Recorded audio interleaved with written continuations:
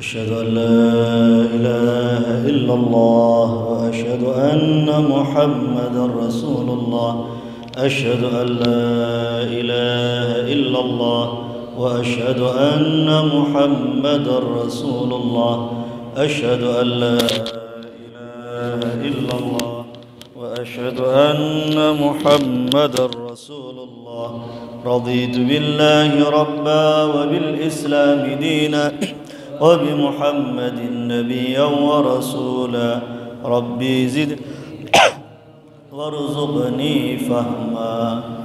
السلام عليكم ورحمة الله وبركاته. الحمد لله الذي علم بالقلم علم الإنسان ما لم يعلم والصلاة والسلام على حبيبنا وشفيئنا وقرة أعيننا سيدنا محمد خير من تعلم وأصدق من أعلم عن الله عز وجل. أما بعد. Para hadirin hadirat jamaah Masjid Al-Barakah, alhamdulillah seusai melaksanakan salat maghrib kita talabul ilmi, mengkaji ilmu agama, sekaligus kita niat i'tikaf di masjid ini. Semoga rangkaian amal-amal saleh ini menjadi ibadah yang diterima oleh Allah Subhanahu wa taala dan makin bisa memperberat amal kebajikan kita yaumul mizan pada hari kiamat nanti. Amin ya rabbal alamin. Kita mengkaji kitab Barakah, kitab Safinatun Najah. Kalau tidak salah halaman 48, kewajiban merawat mayat. Nggih. Leres. Halaman 48, kewajiban merawat mayat atau merawat jenazah. Qala Syekhul Muallif Asy-Syaikh Salim bin Sumair Al-Hadrami fi kitabih Safinatun Najah rahimahullahu taala wa nafa'ana bihi wa bi ulumihi fid dharain. Amin. Radhiyallahu anna wa ankum ila an qala alladhi yalzamu lil mayyiti arba'u khisalin ghasluhu wa takfinuhu wassalatu alaihi wa dafnuhu. Yang wajib atas orang muslim melakukan tindakan-tindakan pada mayat atau jenazah ada 4, yaitu 1, memandikannya, 2, mengkafaninya, 3, mensolatinya, 4, menguburkannya. Ini keempat hal yang harus dilakukan pada jenazah. Empat hal ini dikenal dengan istilah tajhizul janazah, perawatan jenazah. Artinya kalau diulang istilahnya, tajhizul janazah, perawatan jenazah itu terdiri dari 4 hal ini: memandikan, mengkafani, mensolati, menguburkan. Dan itu berurutan. Artinya setelah dimandikan baru dikafani, baru disolati, baru kemudian dikuburkan. Dengan kata lain, misalnya yang kalau permisalan ini jarang terjadi, dereng disuceni, belum dimandikan terus dikafani, itu kayaknya jarang terjadi atau bahkan tidak mungkin. Yang mungkin saja terjadi, belum dimandikan sudah disolati. Misalkan wonten dulur derek dugi mantun ngoten mensolati jenazah, padahal jenazahnya belum dimandikan. Sekali lagi 4 ini berurutan: dimandikan, dikafani, disolati, baru kemudian dikuburkan. Dengan catatan untuk menyolati dan menguburkan itu bisa, misalkan jenazah sudah dikubur terus panjenengan telat dugi mboten menangi sholat jenazah di mana jenazah itu belum dimakamkan. Panjenengan dugi jenazah sudah dimakamkan, maka boleh panjenengan datang ke kuburan untuk mensolati almarhum, disolati di makamnya atau tepatnya di depan jenazahnya. tetap panjenengan menghadap kiblat, tidak seperti Pak Mudin ketika mentalkin yang menghadap ke timur untuk menghadap jenazah atau wajah jenazah. Tetap panjenengan menghadap kiblat. Kalau jenazahnya laki-laki maka yang setara dengan kepalanya, kalau perempuan maka maaf di bagian pantat atau di bagian tengahnya. Boleh mensolati ketika jenazah itu sudah dikuburkan. Ada catatan kaki nomor 39. Yang wajib atas orang muslim melakukan tindakan-tindakan pada mayat atau pada jenazah. 39. Ini jika mayatnya jika jenazahnya bukan satu orang yang mati syahid atau bayi yang keguguran. Jika dua orang tersebut hanya wajib mengkafani dengan pakaian mati syahidnya untuk syahid dan menguburnya saja. 2. Orang kafir dzimmi maka wajib mengkafani dan mengubur saja. 3. Orang yang termasuk hewan yang tidak dimuliakan tidak wajib melakukan tindakan apapun. Kita lihat pengecualian ingkang nomor setunggal. Orang yang mati syahid meninggal dunia dalam keadaan syahid, maka dikatakan di sini hanya wajib dikafani dengan pakaian mati syahidnya saja. Orang yang meninggal dunia dalam keadaan syahid itu ada 3. Dengan kata lain, syahid niku wonten 3. Nomor setunggal yang paling tinggi, level yang paling luar biasa, itu adalah syahid dunia dan akhirat. Nomor kali syahid akhirat kemawon. Nomor 3 syahid dunia saja. Syahid dunia akhirat, syahid akhirat, yang ketiga syahid dunia. Dengan catatan syahid dunia itu berhubungan dengan tajhizul janazah. Syahid akhirat berhubungan dengan maghfirah, ampunan Allah Subhanahu wa taala. Kula ulangi, syahid dunia itu berhubungan dengan fikih. Berhubungan dengan fikih, dimandikan atau tidak, itu namanya syahid dunia. Tapi kalau syahid akhirat itu berhubungan dengan ampunan Allah Subhanahu wa taala. Contohnya, syahid dunia akhirat, wonten tiyang perang di jalan Allah, perangnya memang benar-benar lillahi taala. Dia lalu perang di medan pertempuran, gugur sebagai martir, gugur sebagai syahid, martir di jalan Allah Subhanahu wa taala. Maka orang ini syahidnya dunia dan akhirat. Meninggal dunianya memang dalam keadaan perang jihad di jalan Allah, dan niatnya memang benar-benar lillahi ta'ala, bukan untuk yang lain, bukan untuk pamer, bukan untuk dikatakan sebagai pejuang, bukan untuk dikatakan sebagai pemberani, atau mungkin hanya untuk mencari harta rampasan perang. Orang ini benar-benar lillahi ta'ala. Maka kalau dia meninggal dunia syahid di medan pertempuran, syahidnya dunia dan akhirat. Artinya apa? Dia tidak usah dimandikan. Kalaupun dikafani, cukup dikafani dengan pakaian mati syahidnya itu. Ketika dia berada di medan pertempuran, kok meninggal dunia dengan pakaian itu, ya sudah dimakamkan tanpa dimandikan. Mengapa? Karena nanti darahnya itu akan menjadi saksi dan akan menjadi darah yang harum, darah yang wanginya seperti minyak misik atau minyak kasturi. Berarti mboten asal dimandikan. Orang ini syahid dunia, terus akhiratnya gimana? Karena dia ini perangnya lillahi ta'ala, maka dia bakal diampuni oleh Allah Subhanahu wa ta'ala. Berarti syahidnya dunia dan akhirat.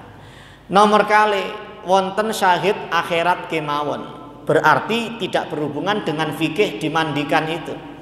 Misalnya ada beberapa keterangan meskipun orang itu tidak meninggal dunia di medan pertempuran, meninggal dunia di atas kasur misalkan, kok ternyata dia sama dihukumi sebagai syahid. Misalnya al-mabtun, orang yang meninggal dunia dalam keadaan sakit perut. Sohibul hadmi, orang yang meninggal dunia karena tertimpa reruntuhan.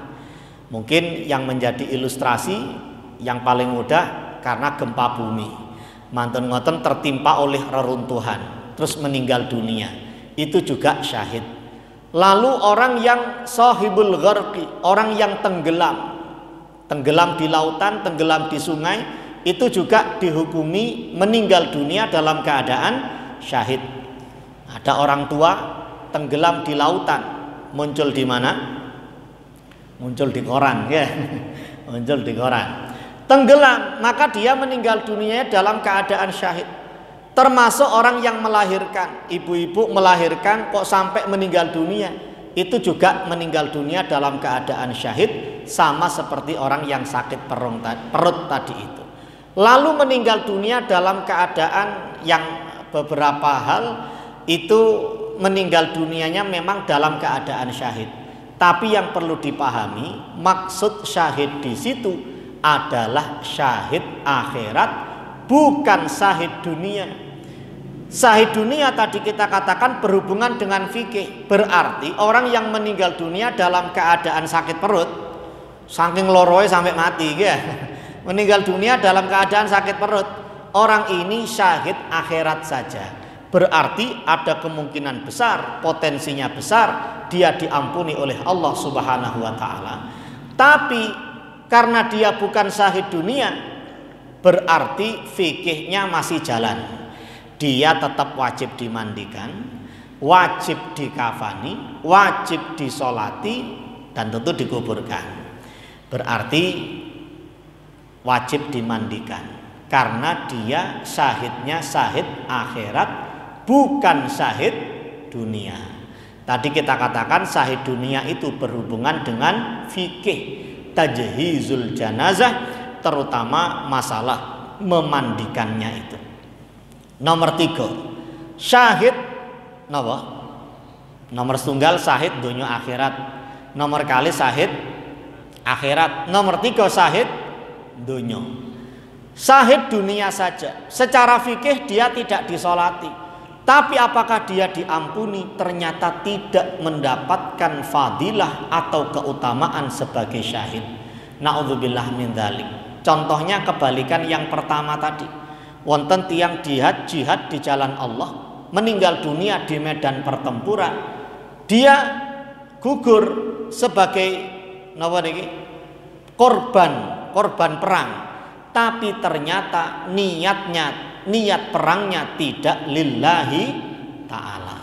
Niat perangnya itu nggih pados harta rampasan perang atau untuk pamer, naudzubillah min dzalik.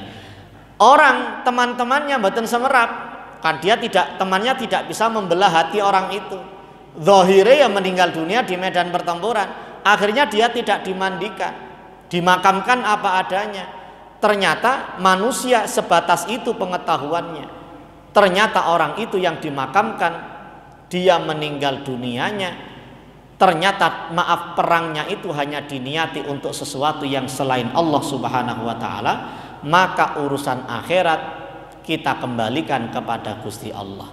Secara umum karena niatnya tidak lillahi ta'ala, maka dia tidak mendapatkan keutamaan sebagai syahid. Dalam hal ini adalah ampunan dari Allah Subhanahu wa ta'ala. Sahite namung ten pundi kemawon, ten donya kemawon, yang itu berhubungan dengan fikih, dia tidak dimandikan. Itu pakaian terkait dengan orang yang meninggal dunia dalam keadaan syahid. Bapak Ibu sekalian, ada pengecualian yang lain, bayi yang keguguran. Dua orang ini, orang yang mati syahid dan bayi yang keguguran hanya wajib dikafani dan dikubur. Berarti tidak dimandikan dan tidak disolati, hanya wajib dikafani dan dikubur. Tapi memang ada keterangan fikih bahwa selagi bayi itu sudah bernyawa dan sudah berbentuk, maka tetap 4 hal ini dilakukan: dimandikan, dikafani, disolati, terus dikuburkan. Yang khilaf itu mensolatinya, apakah disolati atau tidak. Sebagian ulama mengatakan disolati, sebagian mengatakan tidak, tetap dimandikan, dikafani. Apakah disolati? Ada yang mengatakan disolati, ada yang mengatakan tidak. Kalau yang keempat tetap dikubur pasti. Maka lebih hati-hatinya ya juga disolati. Pokoknya bayi itu sudah bernyawa, apalagi sudah berbentuk, 4 hal ini dilakukan: dimandikan, dikafani, disolati, terus juga yang pasti dikuburkan. Yang khilaf itu disolati, tapi khuruj minal khilaf, keluar dari khilaf, perbedaan pendapat itu dianjurkan. Kan masih ada ulama yang mengatakan dia wajib disolati. Ya sudah, disolati saja. Nopo angele mensolati anak kecil yang meninggal dunia atau jenazah anak kecil itu. Itu keterangan yang pertama. Keterangan yang kedua, orang kafir dzimmi maka wajib dikafani dan dikubur saja. Berarti tidak dimandikan dan juga tidak disolati. Bagaimanapun dia non muslim. Ini bisa kita bayangkan di zaman dulu. Ya, misalnya ketika dalam suatu masa negara itu negara Islam, pemerintahannya pemerintah Islam, lalu ada warga negara di situ yang non muslim tapi kategorinya kafir dzimmi. Dia ini non muslim tapi dalam jaminan keamanan dari pemerintahan Islam. Berarti dia ini berada di lingkungan Islam, di negara Islam, dan juga di bawah pengayoman pemerintahan Islam, bahkan masyarakat muslim di suatu tempat. Kok dia meninggal dunia, maka hanya wajib dikafani dan wajib untuk dikubur. Kalau lingkungannya semacam itu. Kalau sekarang kan umat Islam tidak cawe-cawe. Kalau ada non muslim tetangga, nopo panjenengan dugi, wis tak anu tok ae, tak kafani tak kubur ae. Jare dulure lho, sapa sampean itu? Sapa sampean? Jadi istilah kafir dzimmi itu harus kita pahami ke atas, bahwa ada sebuah negara Islam, pemerintahan Islam, terus di situ ada warga muslim, ada warga non muslim. Nah, warga non muslim terbagi menjadi 4. Kalau dalam situasi seperti itu, negara Islam, pemerintahnya Islam, ada 4. Wonten kafir harbi, wonten kafir dzimmi, wonten kafir muahad atau muahid, wonten kafir mustakman atau mustakmin. Pengertian singkatnya, kafir harbi ini non muslim yang wajib diperangi dengan ketentuan khusus, karena mereka memerangi umat Islam maka mereka wajib diperangi. Ini kategori kafir yang pertama, inggih menika kafir harbi. Nomor kali kafir dzimmi, non muslim tapi tidak memerangi umat Islam, bahkan kemudian hidup di negara atau wilayah Islam, tapi dia dikenai wajib pajak. Sebagai jaminan keamanannya itu dia membayar pajak. Bahasa fikihnya membayar jizyah. Membayar jizyah. Maka orang ini non muslim yang seperti ini wajib dijamin keamanannya. Kok sampai diganggu? Salah yang mengganggu itu. Ini jenis kafir yang kedua, inggih menika kafir dzimmi. Yang ketiga, kafir mustakman. Kafir mustakman, misalnya ada pribadi non muslim datang ke sebuah negara Islam atau wilayah Islam untuk suatu kepentingan, misalnya perdagangan. Terus dia itu minta jaminan keamanan. Saya akan memasuki wilayah Islam karena saya akan berdagang di sana. Kemudian dia minta jaminan keamanan ke pemerintahan Islam. ke negara Islam, maka orang ini namanya kafir musta'man atau musta'min. Yang keempat, kafir mu'ahad atau mu'ahid. Sebenarnya dia ini kafir harbi, wajib diperangi, tapi dalam satu masa minta perjanjian damai. Minta perjanjian damai karena sebuah kepentingan, misalkan antar pemerintah, lalu mengajukan perjanjian damai, maka orang-orang kafir yang kategorinya terlibat perjanjian damai itu namanya kafir mu'ahad atau mu'ahid. Bapak Ibu sekalian, 4 macam kategori kafir itu ilustrasinya kalau negaranya adalah negara Islam, pemerintahannya juga pemerintahan Islam. Kalau zaman sekarang, negara kita, negara Kesatuan Republik Indonesia ini bukan negara Islam, pemerintahannya juga bukan pemerintahan Islam, maka 4 hal ini kayaknya sudah nggak ada itu. Kafir harbi, tonggoi panjenengan non muslim, napa wajib diperangi? Nggih mboten. Yang kedua, kafir dhimmi. Apakah dia kafir dhimmi? Non muslim yang terlibat perjanjian dengan jaminan dia harus membayar pajak yang dinamakan jizyah. Coba kalau dipikirkan di negara kita warga negara muslim wajib bayar pajak napa mboten? Pajak sepeda motor, kendaraan bermotor, BPN 10%, pajak penghasilan. Kita semua muslim yang hidup di negara Indonesia wajib membayar pajak. Non muslim wajib membayar pajak napa mboten? Sama-sama wajib membayar pajak. Warga negara muslim di Indonesia wajib membayar pajak, non muslim juga wajib membayar pajak. Berarti yang dibayarkan oleh non muslim yang menjadi warga negara Indonesia ini bukan jizyah, bukan pajak sebagai jaminan keamanan mereka yang hidup di negara Islam, bukan. Negara kita bukan negara Islam, pemerintahannya juga bukan pemerintahan Islam. Muslim wajib bayar pajak, non muslim juga wajib bayar pajak. Ini negara ittifaq, negara kesepakatan. Bahkan yang berjuang untuk memerdekakan Indonesia tidak hanya orang muslim, tapi juga ada pejuang-pejuang non muslim. Berarti dari sejarah latar belakang negara kita saja sudah dipahami bahwa memang negara kita bukan negara Islam. Bagaimanapun ini, kalau Darul Islam, iya, Darul Islam itu wilayah yang ditempati oleh warga yang mayoritas beragama Islam. Tapi kita bukan negara Islam. Berarti non muslim tonggoku gak wajib tak perangi. Oh, berarti wong iki kafir dhimmi, lho mboten saged.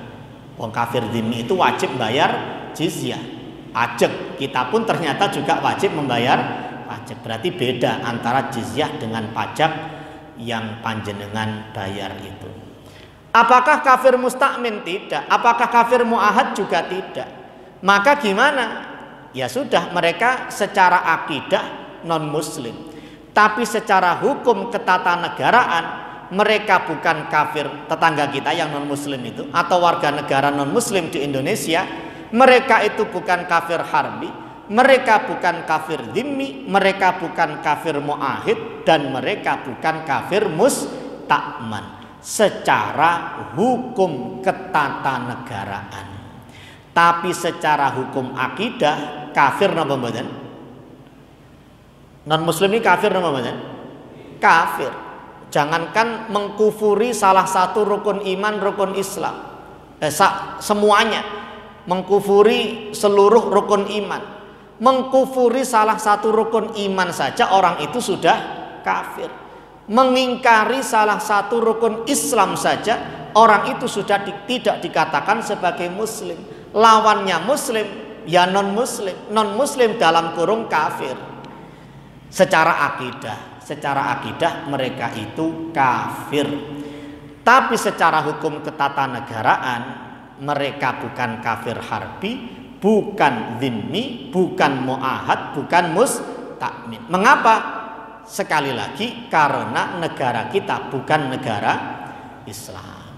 Ini sebenarnya yang dibahas di Munas Alim Ulama di Kota Banjar, Jawa Barat sekitar 2 tahun yang lalu atau 3 tahun yang lalu, yang membuat heboh dunia perjagatan, dunia maya itu. Katanya ulama NU akan menghilangkan istilah kafir di negara Indonesia. Katanya Quran akan diamandemen melalui hasil Munas Alim Ulama Nahdlatul Ulama di Kota Banjar, Jawa Barat. NU dituduh akan mengganti ya ayyuhal kafirun menjadi ya ayyuhal non muslim kan itu. Tidak. Bahthul masail itu yang ditanyakan sesuatu yang masih belum jelas, sesuatu yang masih GJ, dereng jelas ditangletakan. Kalau sudah jelas nggak usah ditanyakan. Itu tradisi bahthul masail. Misalnya tadi itu, non muslim di Indonesia kafir apa tidak? Ya kafir. Itu nggak usah ditanyakan di bahthul masail itu. Jangankan mengingkari seluruh rukun iman dan rukun Islam, mengingkari salah satunya kafir napa mboten? Jelas napa mboten kafirnya? Jelas. Bahthul masail itu tidak pernah menanyakan sesuatu yang sudah jelas. Yang enggak jelas itu yang baru ditanyakan. Contoh yang tidak jelas tadi itu, non muslim di Indonesia kafir harbi, kafir dhimmi, kafir muahad atau kafir mustakman. Ternyata jawabannya enggak sama sekali. Bukan empat-empatnya. Mengapa? Karena negara kita bukan negara Islam. Pemerintahannya juga bukan pemerintahan Islam. Warga negara muslim bayar pajak, non muslim juga wajib bayar pajak. Berarti bukan 4 kafir itu. Disimpulkan oleh para netizen, warga internet, dikatakan NU menghilangkan istilah kafir. Bukan, yang dihilangkan itu nggak ada di Indonesia itu harbi, dhimmi, mustakmin dan muahad itu tidak ada. Itu maksudnya. Tapi kan tiang niki seneng rame ya. Tiang nawa niki bangsa negara Indonesia ini kadang geriduh tak remareh gitu. Geriduh tak remareh. Rame gimawon. Tidak dibaca secara jeli apa hasil bahthul masail niki napa. Mboten, pokoke nek media sosial ngene, wah ya ayyuhal kafirun menjadi ya ayyuhal non muslim. Ya mboten lah, tidak sampai seperti itu. Yang datang di sana juga ulama-ulama, kiai-kiai besar yang melakukan musyawarah nasional itu. Tidak sampai seperti itu. Orang sepokoke mek ndelok kulite tok kafir dihilangkan. Padahal nggih bukan kafirnya yang dihilangkan. Istilah itu masih ada atau tidak? 4 klasifikasi kafir itu. Baik, kita sedang mempelajari kafir dhimmi. Kafir dhimmi berarti dia yang hidup di negara Islam, wilayah Islam, pemerintahannya juga Islam, kok meninggal dunia, maka kewajiban tetangganya yang muslim hanya 2. Dikafani, ya, kafir dhimmi tadi dikafani terus dikubur. 3, orang yang termasuk hewan. Ya napa niki? Menungso tapi dihukumi kewan yang tidak dimuliakan, tidak wajib melakukan tindakan apapun. Pangapunten siapa dia? Salah satunya adalah kafir harbi. Orang non muslim yang wajib diperangi. Ya. Tidak semua non muslim wajib diperangi. Salah satu yang wajib diperangi kafir harbi dengan kriteria tertentu. Kok dia ini meninggal dunia di wilayah negara Islam, pemerintahannya Islam, maka tidak wajib melakukan tindakan apapun. Mboten usah didusi, mboten usah dikafani, mboten usah disolati, mboten usah dikubur. Tapi lagi-lagi ini di pemerintahan Islam. Lek ten Indonesia jenengan wonten tonggo misalnya, wonten tonggo, katakan wis ganggu jenengan non muslim, wis balak-balik merusak masjid gitu, merusak masjid gitu. Terus mati dia nih. Non muslim wis bencekno ya, merusak masjid wis itu harb, ganggu orang Islam iki. Ganggu orang Islam meskipun dia bukan kafir harbi, tapi napa niki ganggu tok ngaji-ngaji ngene moro diuncali napa jenengan. Diuncali dhuwit ya. Diuncali napa ngoten moro jenengan Wes ganggu tok, kok mati ternyata. Enggak, panjenengan tidak berhak kemudian datang ke keluarganya. Gak usah ditusi, gak usah dikafani, gak usah disalati, gak usah dikubur. Gak usah dikubur. Dari dikubur jenengan cegat. Ya tidak ada hak kita.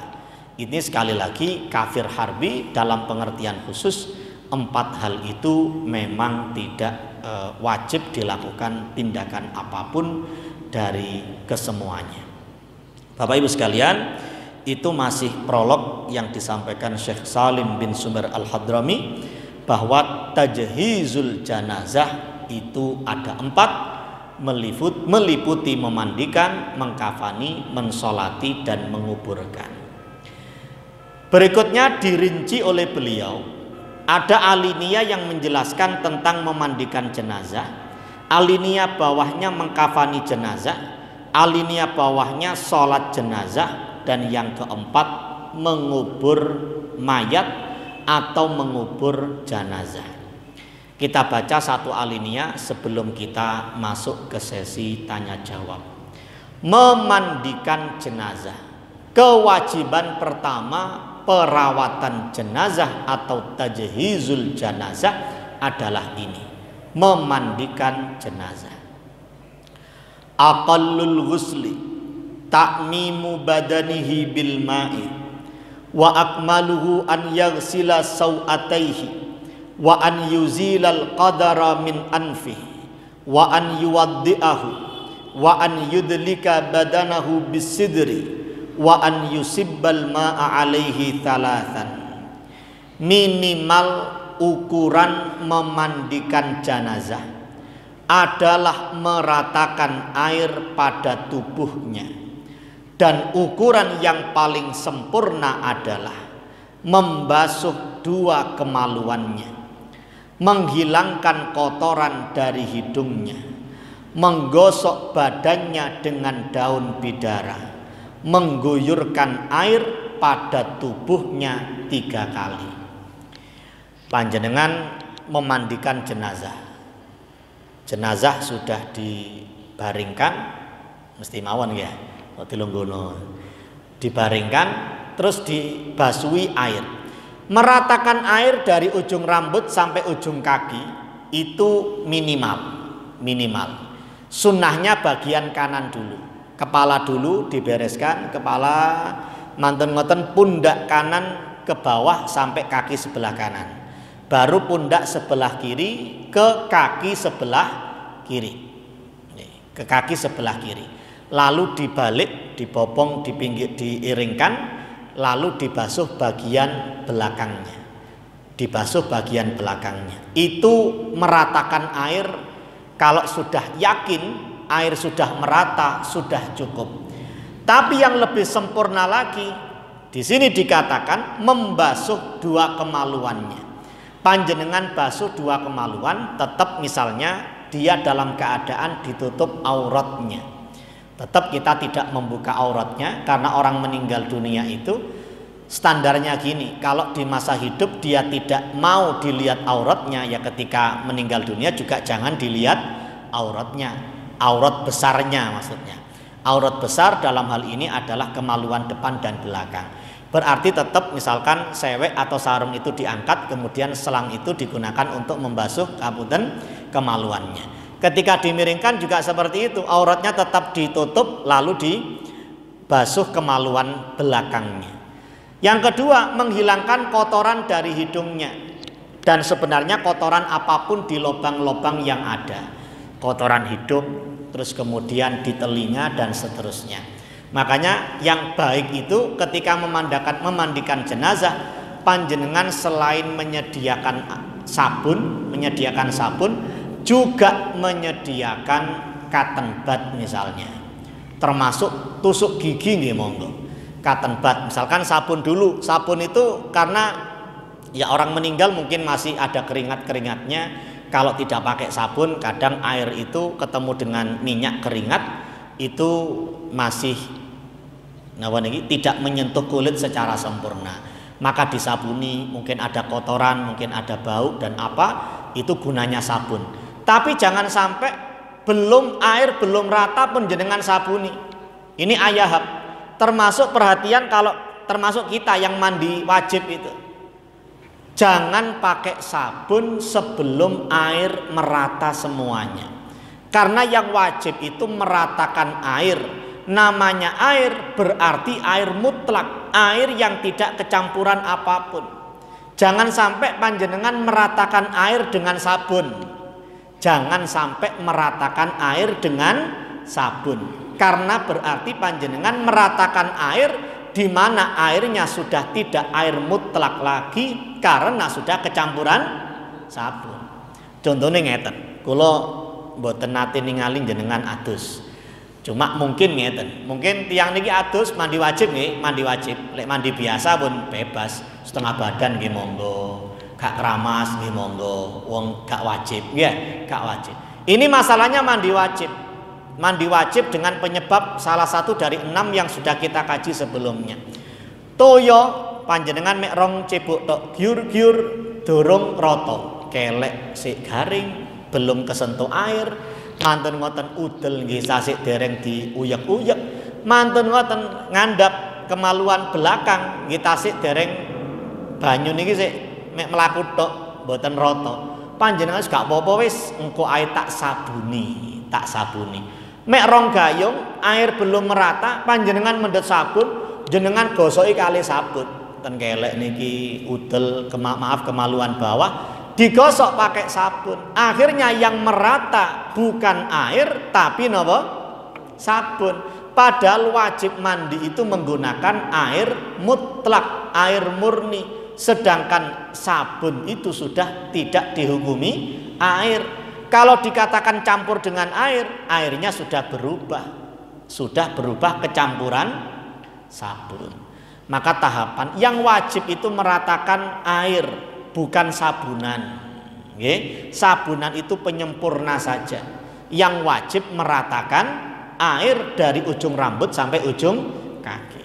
Termasuk tadi di sini kalau disediakan sabun, sing paling penak niku sabun cair lek sakniki. Damel memandikan jenazah itu pakai sabun, sediakan 2 botol, cek wangi, ngoten ya.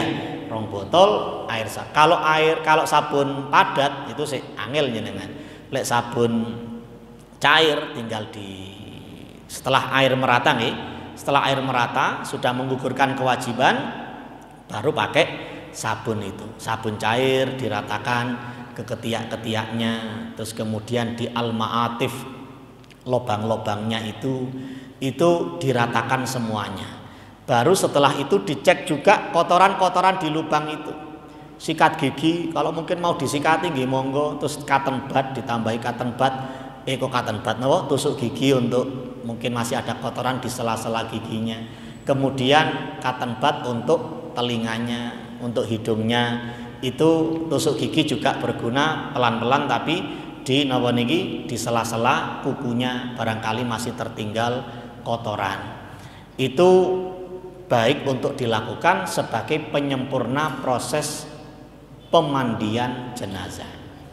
Menggosok badannya dengan daun bidara. Daun bidara niki daun apa? Wonten bidara ten mriki niki. Sidir niki lho, sidir. Mboten enten nggih.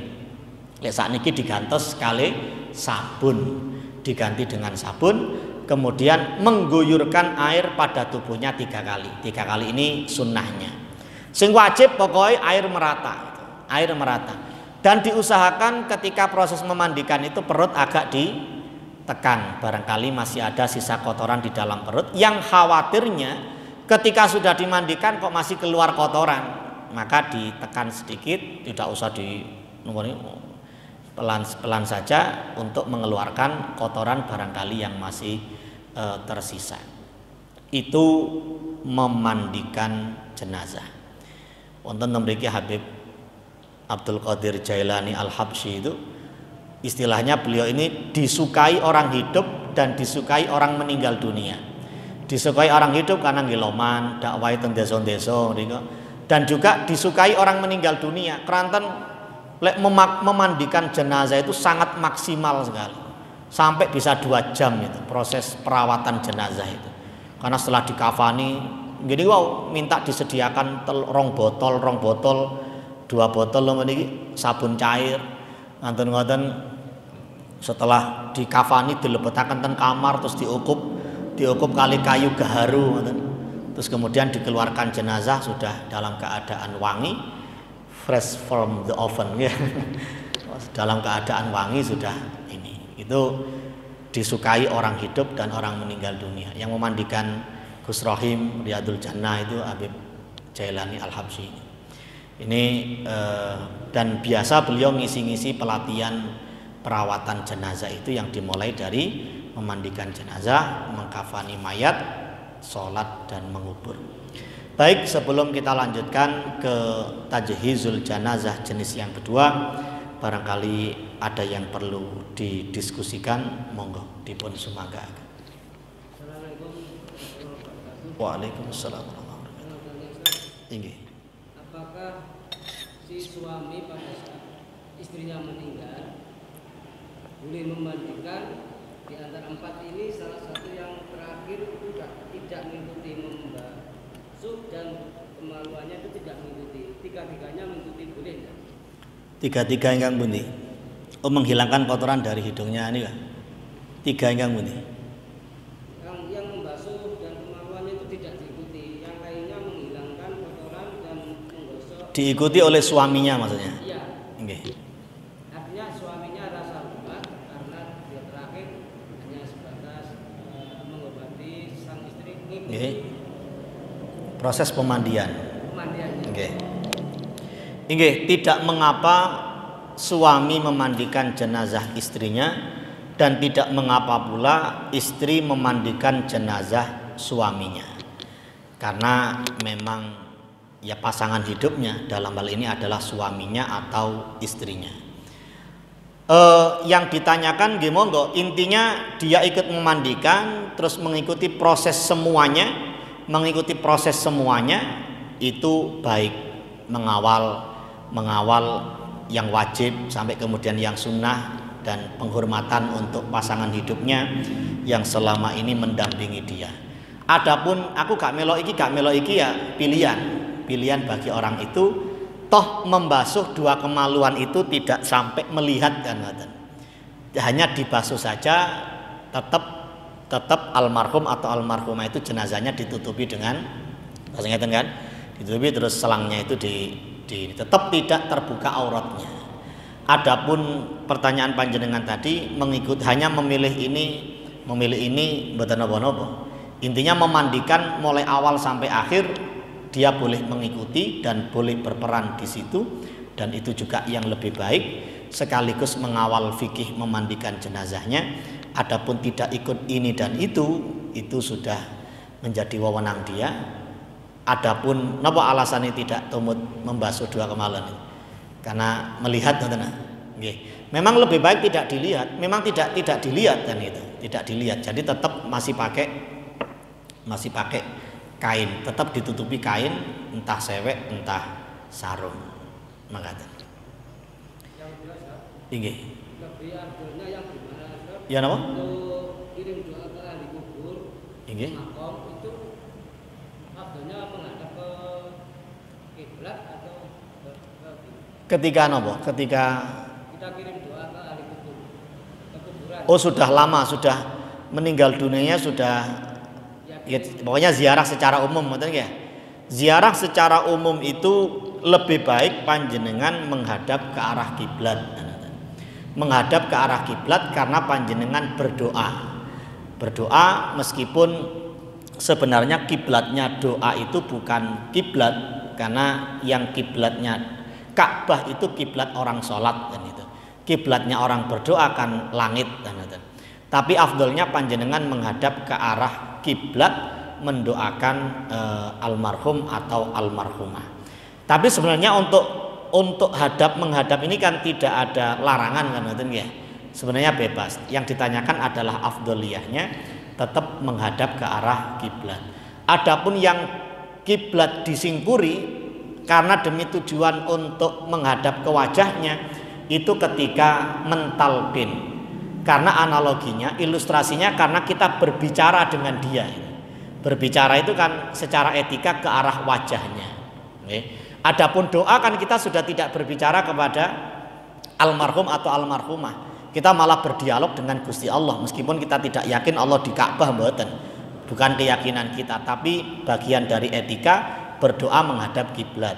Tapi kalau talqin itu mengapa kok menghadap membelakangi kiblat? Letan Indonesia berarti menghadap ke arah timur. Bukan berarti niatnya membelakangi kiblat atau menghadap timur, tapi menghadap wajahnya orang yang di kuburan itu. Dimana kan dia dimiringkan, ngeten ya. Niki berarti mereka dimiringkan mriki, berarti sing nalkin dugi mriki. Dan memang bicara kan memang bicara, orang talqin itu kan berbicara dengan almarhum sederek fulan. Lek diartosaken kan panjenengan sak menika sampun ing alam kubur, inggih menika alam antaraning donya lan akhirat. Mantun niki panjenengan ketamuan tamu kalih, panjenengan boten usah wedi, panjenengan boten usah kuwatir. Ngoten-ngoten nggih malaikat makhlukipun Gusti Allah. Pak Mudin kan biasa nalkin nggih. Ojo wedi, ojo kuwatir. Jare sing nok kuburan coba iso ngomong metu wek sampean din. Coba sampean sing turu nok kene mbok ya. Ojo wedi, ojo kuwatir. Kita ngomong ke dia. Berarti ngomong tentang yang sedo niki angsal wonten angsal. Napa sing? Boleh apa tidak? Boleh. Nabi Muhammad pun satu, beliau mengajarkan kita kalau ke kuburan mengulukkan salam. Salamnya kan assalamualaikum ya ahlad diyar. Keselamatan untuk kalian wahai orang-orang yang ada di pemakaman ini. Antum sabiqun, kalian mendahului kami. Wa nahnu lahiqun, dan cepat atau lambat kami akan menyusul kalian. Jadi kan kita ngomong kepada orang yang meninggal dunia. Jadi bukan mistis. Orang ngomong dengan orang meninggal dunia itu bukan mistis. Wong Nabi mengajarkan mengulukkan salam kepada orang meninggal dunia. Nabi Muhammad ketika putra beliau yang bernama Ibrahim meninggal dunia, Nabi Muhammad juga mengatakan wa inna lafiraqika ya Ibrahim lamahzunun. Kami ini juga bersedih ketika berpisah denganmu wahai Ibrahim. Berarti Nabi mengatakan kepada Ibrahim. Berarti ngomong dengan orang yang meninggal dunia. Ketika Nabi Muhammad mangkat meninggal dunia, Sayyidina Abu Bakar juga mengatakan, ya Rasulullah tibta hayyan wa mayyita. Ya Rasulullah, paduka ini, engkau ini baunya harum dalam keadaan hidup dan wafatmu. Hidupmu harum, wafatmu juga harum. Sayyidina Abu Bakar juga mengatakan engkau harum ya Rasulullah. Berarti kan ngomong dengan orang yang meninggal dunia, gak masalah. Talqin itu kalau dirinci, wong mati dijak ngomong, lho bohong, ngomong be wong mati ya. Cuma masalahnya mereka memang tidak jenengan boten mireng jawabane itu. Coba jawab terus jenengan kurungu ten kuburan kasin, assalamualaikum ya ahlad diyar. Sak kuburan jawab kabeh, waalaikumsalam. Nggih mlayu ya, mlayu. Mereka mendengar, bahkan pendengaran mereka itu lebih tajam daripada kita yang masih hidup. Buktinya apa? Mereka mendengar suara langkah kaki. Lah kita itu kalau masih hidup, suara langkah kaki orang kadang mireng, kadang boten mireng. Tapi orang meninggal itu langkah kaki yang mengantarkan dia ke kuburan terus meninggalkan dia itu, dia dengar semuanya. Ya Allah, bojoku wis mulih, anakku wis mulih. Itu dengar semuanya. Semoga husnul khatimah semuanya, dan ketika kita wafat dalam keadaan semua dosa kita diampuni oleh Allah Subhanahu wa taala. Amin ya rabbal alamin. Pundit nih. Oke, sami-sami. Bisa ya? Mugi-mugi atas ilmu ingkang barokah manfaat. Subhanakallahumma bihamdika asyhadu an la ilaha illa anta astaghfiruka wa atubu ilaik. Rabbana taqabbal minna wa aqbalna bisirril Fatihah.